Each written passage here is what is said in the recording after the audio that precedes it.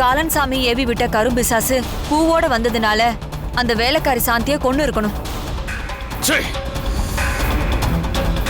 துர்காவை அழிச்சிட்டோன்னு அவ்வளவு சந்தோஷப்பட்டேன். என்ன பண்ணாலும் அவளை அழிக்க முடியல. என்னதான் பண்றது?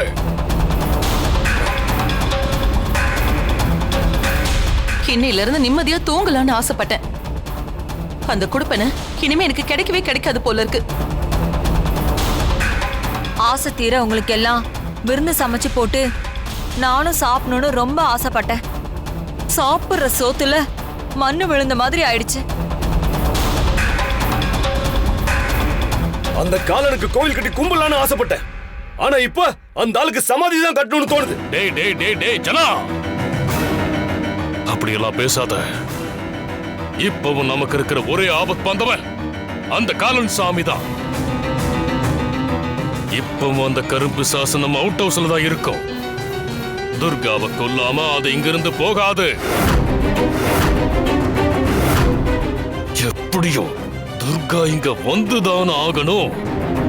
அது இன்னைக்காவது அவளோட கதையை முடிக்கணும். முதல்ல துர்கா வரட்டும், அதுக்கப்புறம் என்ன செய்யணுமோ அதை செய்வோம்.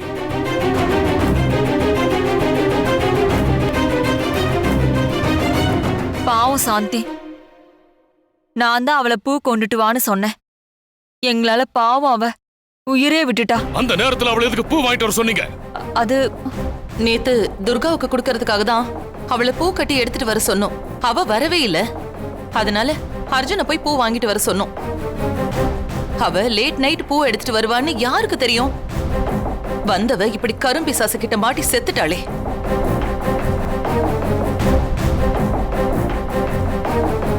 சாந்தி ஏன் செத்தான்னு இப்பதான் புரியுது. ஏன் செத்தா?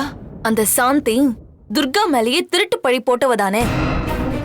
யார் யாரு துர்காவை சேர்ந்துனாங்களோ அவங்க ஒவ்வொருத்தரா செத்துட்டு வராங்க. இப்ப கூட பாருங்க, திருவிழால செத்து போன அந்த இன்ஸ்பெக்டர், அந்த சரவண பெருமாள் கூட துர்காவை சீண்டி இருக்கணும். அதனாலதான் அவனை அவ காணா போனமாக்கிட்டா.